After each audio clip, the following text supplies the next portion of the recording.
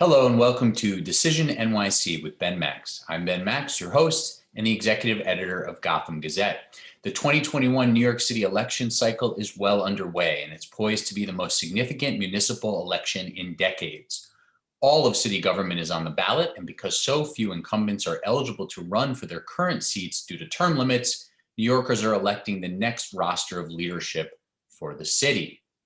There will be a new mayor of New York City elected here in 2021, as well as a new city controller, several new borough presidents, and many new city council members. And that's not all that's on the ballot.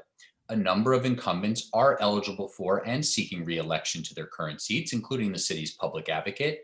And there's a very crowded and competitive race for Manhattan District Attorney, and still more. Party primaries are set for June, and the general election in the fall will culminate on November 2nd. This is the first full set of municipal elections that will feature both early voting and the new ranked choice voting system. Now, ranked choice voting applies only to party primaries and special elections for city government seats. And we'll explain ranked choice voting in a separate show. This city election cycle would be of enormous importance under more usual circumstances, but it's unfolding at a time of great crisis for our city, raising the stakes of the decisions that you, the voter, will make. This next wave of city leadership will quite clearly make or break the city's recovery from the devastation of the COVID-19 pandemic and its impacts on health, families, jobs, housing, education, and much more. We also faced a number of crises in New York City even before COVID, and several of those have only worsened since.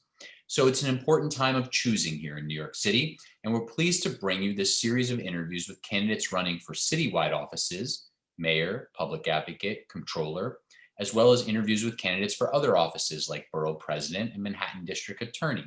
And there will be debates, including for some city council races.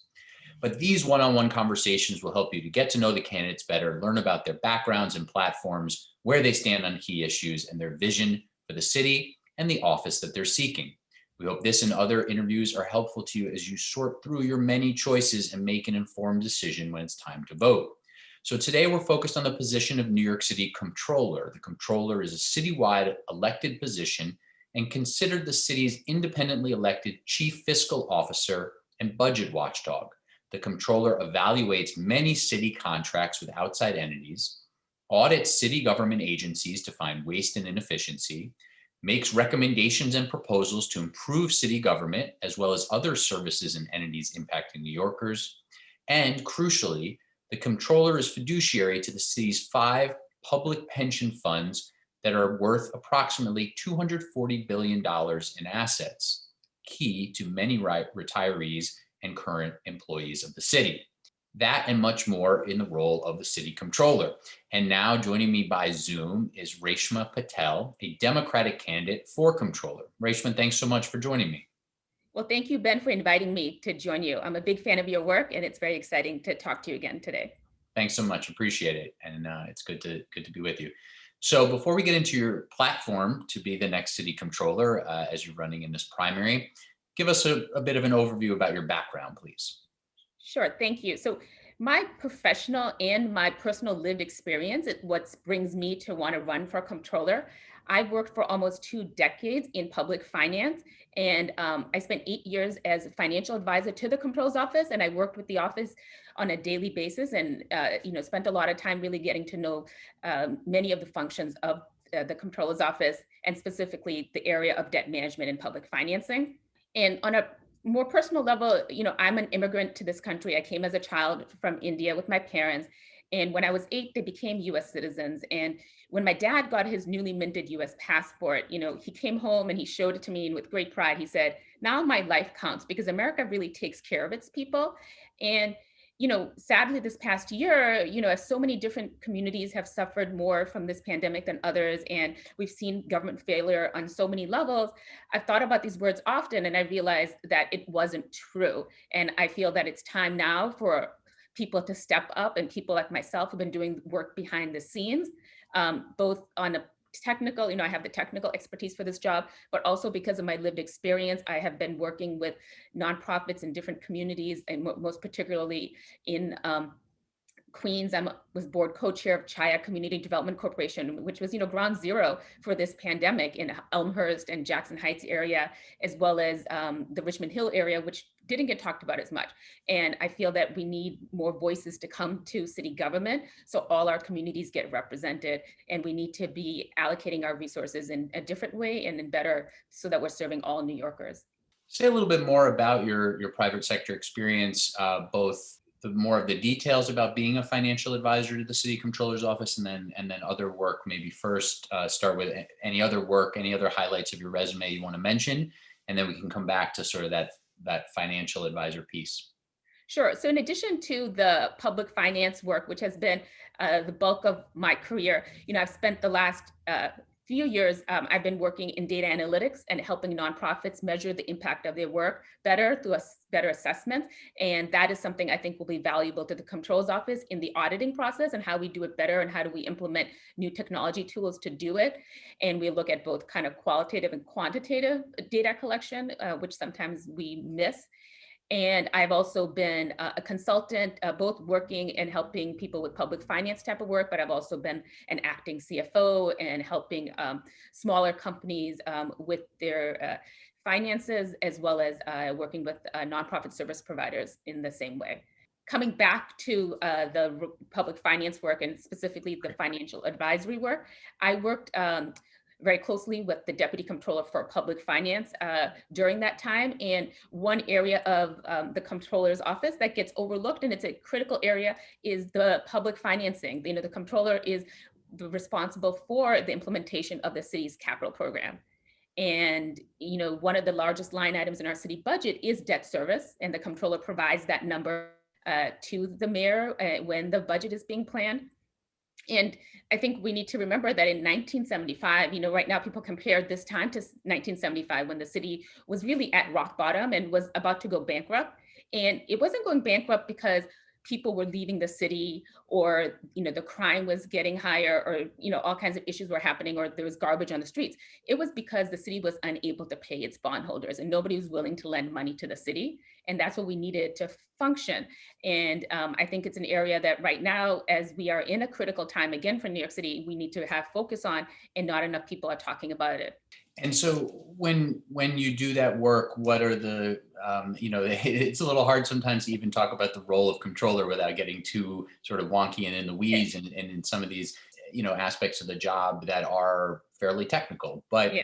in terms of approaching debt service, issuing the city's debt, what are the challenges there? What are the things that really need expertise? Can you sort of help the average voter understand a little bit better what kind of skills you would bring to the role of controller based on that experience? Sure. And so I think it's even better for I think your average person, because I've now had to, explain it with so many friends, take a step back, because most people don't understand that, 99% of our infrastructure, and those are everything from our building of our schools to our roads to our bridges, is funded through the issuance of debt, right? The way people are taking loans to buy a house or to buy a car, the city and state does it too, and so many other municipalities around the country are taking a loan from bondholders to fund these projects, and we're paying them off usually over 30 years. New York City is complex because it has $125 billion of debt outstanding, which is, only California and Texas usually surpass that. In the size of city, our city government is huge, and we have so many functions, that we serve. And the city, on top of that, having such a large amount of debt outstanding, during the fiscal crisis in the 70s, the state put a lot of controls on the city on how they can structure their debt. And as a result, it's really complex. And I'm one of the few experts in structuring of New York City debt. And the restructuring is even harder, and trying to figure out how we get savings from taking high cost debt and refinancing of low cost debt is a really complex process. And so it's the structuring aspect of it. So how do we get the lowest cost of funds? How do we get the most savings? But then there's a bigger issue. Our average New Yorker has about $11,000 of debt. when we talk about the federal deficit, we don't talk so much about how much debt per person we have here in New York City. And it's important to remember, that there is a level at which if it gets too high, then we're also in trouble, right? Because the city, for instance, because of the economic fallout from the COVID-19 crisis, actually got a downgrade from Fitch rating agencies and a negative outlook from S&P. And if the rating were to go down further, it could inhibit our ability to borrow at a lower cost rate, because each time our rating goes down, we have a higher cost of debt. And that's something, so we have to really manage that well, because interest rates are low right now. I think funding our infrastructure is needed and something we should do, but we have to monitor how much our debt service is as of our revenues, how much debt per capita we have, because we don't want to get to a situation where we are, going to be left out of the capital markets or having to pay too high a cost of interest to access them. Is the city too far in debt? Is that liability too large? No, it is not right now. We are well under the debt limit right now. And, it is based a function of our revenues, right? There's two types of debt that the city primarily issues for its general infrastructure, which is the general obligation bonds, which are funded through our property tax base. And then there is the New York City Transitional Finance Authority debt, which is funded through our personal income tax base. We also have a water authority, which, any water fees you're paying, those bonds are to finance our water and wastewater infrastructure. In the case of a sort of catastrophe like we've just experienced with COVID, obviously the federal government has come in a really big way. But if Joe Biden wasn't elected and the Senate didn't go Democrat, and there was a continued reluctance from the federal government to send what's amounting to over $6 billion in direct aid just for city government, would New York City have been too over leveraged or still able to figure it out? We were still able to figure it out. And when I decided to enter this race, which was in end of January, early February, we didn't know what was going to happen with the federal stimulus bill, right? And it has surpassed my expectations, and we are going to really benefit from it. But I was concerned that we could end up in a situation where we're going to be over leveraged, and it's something we had to be careful of. But it wasn't going to happen now, and I thought we were at a point where if we managed it well, we wouldn't ever get to a point where we were over leveraged. Okay, and so you clearly have a lot of background, a lot of expertise in some of these very technical aspects of the job. The job of New York City Comptroller, and I want to come back to some of those technical aspects of the job, certainly, but the job of New York City Comptroller is also political, right? You're running for the office right now. You have to do the politics of it and get elected. How do you think about making that leap? I mean, obviously, if you're successful in the campaign, you would have adjusted to being a politician in a way.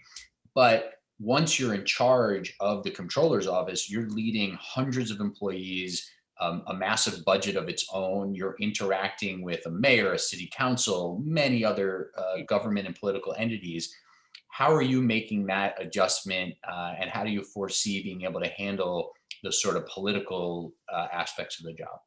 So I have in my volunteer work in my personal life, I serve on a community board, a Manhattan Community Board 6, and I am vice chair of the budget committee there. So I've had to, obviously, not at the level of someone who is an elected official, but I've had to negotiate different interests. And I've learned that governing is hard because you have to take interest of all different community members into account when you're trying to. Community board politics are pretty intense. Yes. Exactly. It is the lowest level of government. And, as someone on my community board pointed out to me last year, as a community board member, you actually serve more people than Pete Buttigieg did as mayor South Bend, Indiana, because that's how big New York City is, right? Mm-hmm. So I have been functioning in a community board at a very small level for New York City, but it could be like running a city government in another place. And I'm president of the Eleanor Roosevelt Democratic Club. And so I have been involved, and I serve on the New York County Committee as well. So I've been involved in local politics at the kind of the lowest level of city government. And so I know how it works, and I know a lot of the city council members as a result of that work. And so I think that I would be able to jump in and work with them as a result of that. And also the professional experience of having worked not only with the Comptroller's office, I've worked very closely with the Office of Management and Budget, both from a professional level also as being on the community board and working on the budget committee, right? So I feel like I do have that experience to kind of maneuver city government and opine on recommendations that you would need that are more in the policy area as opposed to kind of the technical in the weeds. Now you're in a field of candidates in the Democratic primary where there's several current office holders at what are lower levels of government, a local assembly, city council, senate, et cetera. But you're going from not elected office to running for a citywide position. Maybe it's self-explanatory because of the experience you've already laid out, but is that a particularly challenging jump? Did you just say, you know what, I have the experience for this role, so this is what I'm going for? Just a little bit on sort of that decision-making process to, I heard you outline some of your political experience, which obviously makes a lot of sense, political club, community board, you have county committee, but to jump for running for office to a citywide position, what was that about? And it is, a lot of people, have asked, it is a leap. And it came from, so they say when to get a woman to run for office, you have to ask her 7 times. And that's what happened to me. And one of the things that I have done since the 2016 national election is I've gotten really involved in local organizing with different groups, women's groups and immigrant groups, helping other people who are running for office. And so people were always like, oh, you should run for office. And sometime last year, those groups of people were like, oh, you should run. And then one friend, she was like, well, they say you have to ask a woman 7 times. So I'm going to call you every week and ask you. And it was like she threw it out in the universe, because then several other people started asking me to do the same thing. And some people were like, oh, why don't you run for city council? Because once the national election was over in November, people were thinking about, what about 2021 in New York City? And I had been, well, my expertise is in the area of the controls office. And that's an area that I've felt, we've always had people in that role who are trying to be mayor as opposed to just wanting to be comptroller. And I would just really want to be comptroller. And, running for a citywide office, it is a huge city and it is a big step. But that's what I wanted to do, because I felt that my voice was important in this role. So let's talk about the role a little bit more. We talked about sort of where the city is at and its debt and some of your expertise and background in that area. Let's talk about other parts of the role. If let's put that one aside, what would you highlight if someone said, okay, what's the most important part of being the New York City Comptroller? What would you say first? I would say it is holding the city accountable. We have a system of checks and balances, like we do in the federal government, in the city government, and the comptroller is supposed to be, the fiscal watchdog and provide oversight and make sure that our city government is both efficient and is doing things at the benefit. We're really providing public value to our citizens here in New York City. So that applies certainly to the contract approval process. That applies to the mandates for the office to do audits of city agencies, other aspects of the job as well. Are there ways that you would bring a fresh approach to any of that? Are there things you would do differently about the contract approval process? Are there things you would do differently about the audit function of the office? How would you approach some of the specifics of those checks and balances? Sure. So with the audit function, as I had mentioned earlier, my experience working with nonprofits and helping them with impact assessment, I think that approach is something that we should apply to our city agency audits. And we have required, controls required to audit each agency once every 4 years. And you don't have to audit the whole agency, right? You can choose which programs you want to audit. And I think we need to be doing it more consistently and more regularly and collecting data on an ongoing basis to see that each agency is providing the public value that it is. Because if you wait 4 years, right, there's that whole 3-year period where the services weren't being provided, right? And so you're kind of coming in too late. And if you're only looking at certain programs, you may be missing something, right? And we've seen that with, Department of Homeless Services, where we have, a service provider in the Bronx that was being abusive and, not only financially, but also to people who are, looking for services from the city. And I think we need to be doing our audits in a way that we can catch things like that better. And we make sure that we're providing the services, because one of the disconnects that happens in the city, we have a huge budget, right? We're spending $90 billion a year, but every nonprofit service provider that I've worked with has always felt that they were not getting the funds they needed, right? And each community feels that they're not getting the services they need. So how do we solve that problem, right? And it's a big task, but I think there's a way to do it better than we have been doing it. Are there specific agencies you think need to be looked at more closely? Are there specific examples you could cite where the comptroller's office is doing, sort of checking the box of saying like, well, we'll do a small audit of this agency and a small audit of that agency to sort of knock those off the list. Can you give us a few examples of how you approach certain agencies differently? Yeah, so I'm gonna, kind of refer back to the Department of Homeless Services because obviously that's a huge problem, right now with so many people being housing insecure in our city, and there's inconsistency between service providers that we contract with to run the shelters, and I think we need to be doing a better assessment of those services. And one, that was a problem before this pandemic, and then during the pandemic, we also have to remember that the nonprofits and the organizations providing the service have gone through a lot too, right? And how we providing mental health services even to the people doing this work is something that we, I think should be looking at. And in addition to the consistencies between service providers, I think we also need to be looking at once somebody leaves the shelter system and they get put into more permanent housing, how long are they staying there? And are they coming back to the system? And really seeing that, making sure that we're providing the support that they need to thrive once they're out, rather than being stuck in this system, which costs us a lot of money to keep them in the system. And we should rather spend a little bit more initially to make sure that they don't come back into the system. That gets at the larger issue of how big the city's budget has grown. Now the revenues have supported it. The city's fiscal position before COVID was very strong. Again, a lot of debt, maybe not quite the cushion and reserves that the current comptroller had called for and others had called for, but close. And the city's been able to draw down on some of those reserves during this crisis. But the city budget had also grown by roughly $20 billion under the de Blasio administration. The Department of Education, the NYPD, Homeless Services, some of these agencies and entities, their budgets seem to have become pretty bloated. Are there problems there? Have you seen anything that causes you alarm? Do you agree with my general assessment there, which is pretty widely seen? But how do you think about sort of the growth in the city budget? The city headcount has grown significantly.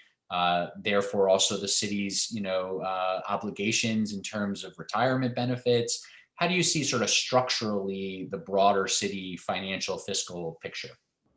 So I do agree with you, and I think a lot of people agree with this that the city budget has increased too much in the past 8 years, and it happened across agencies.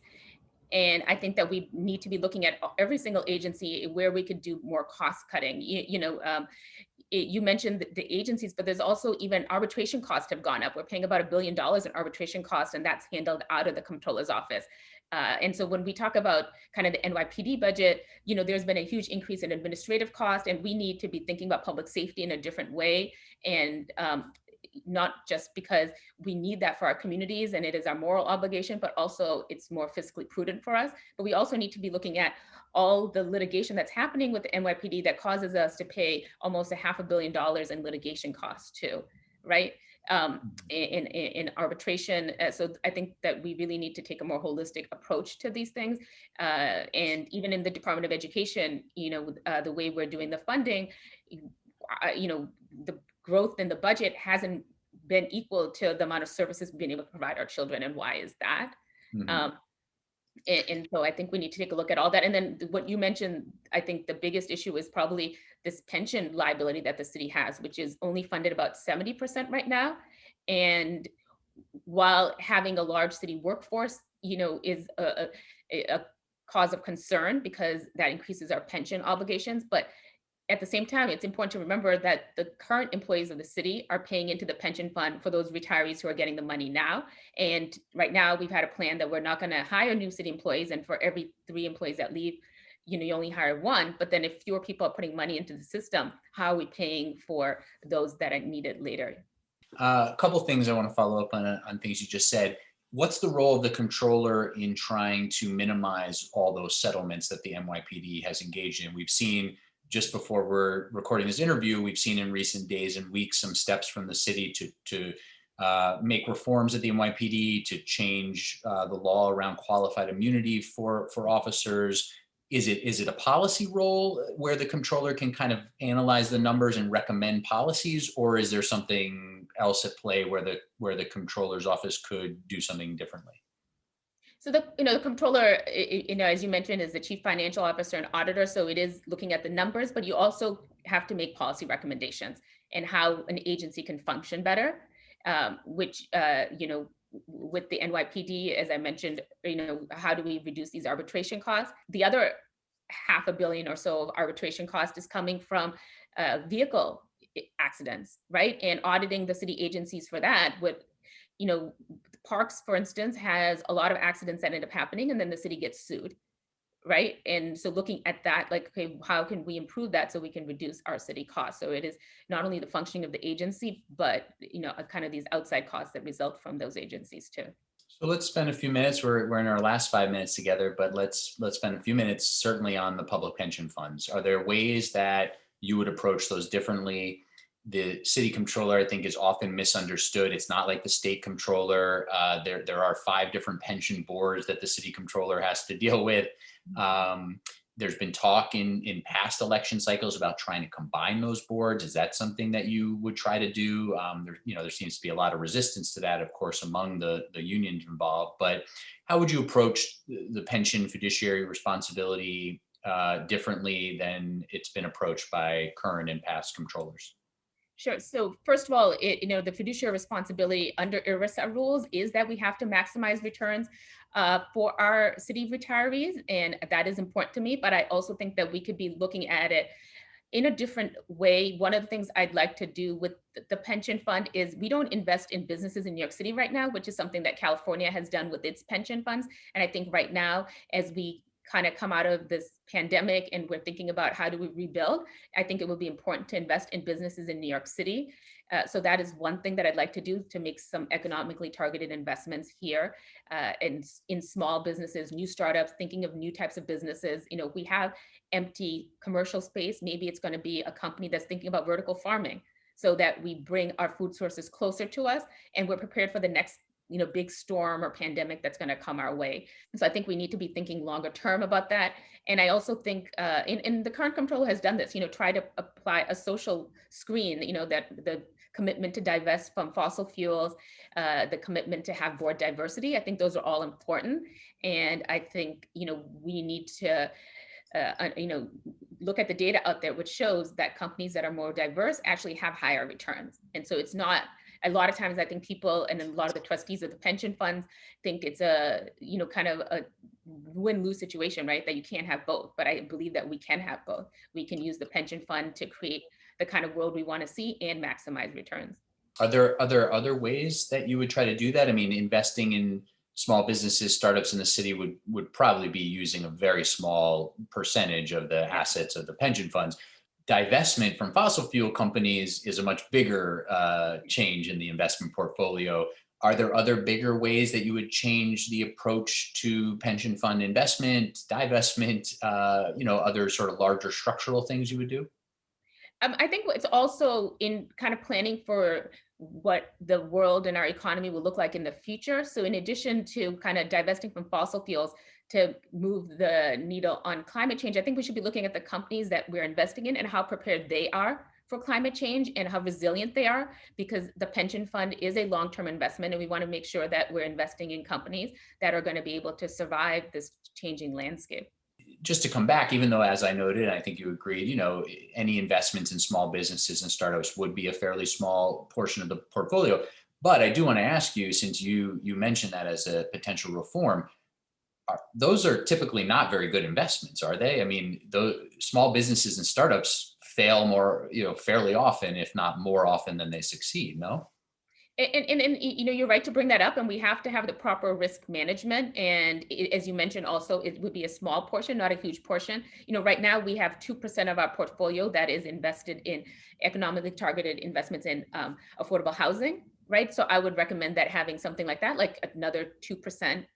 And I would use the example again of California because you really have to monitor it on an ongoing basis. But this past year, California got a 13% return on its investments in small businesses and startups compared to a negative return on its public equity markets. It's so there, obviously risk involved, but it can also be a profit for the city as well too. Interesting. Okay. Well, we're going to leave it there, but I appreciate the time and the interesting discussion. Reshma Patel is a Democratic candidate for New York City Comptroller. Thanks for taking the time.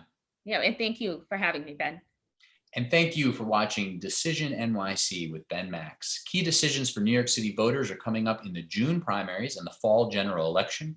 There's a lot on the line for all of us in the future of New York City. I hope this conversation and others are helpful to you as you make your choices when it's time to vote. I'm Ben Max. See you next time.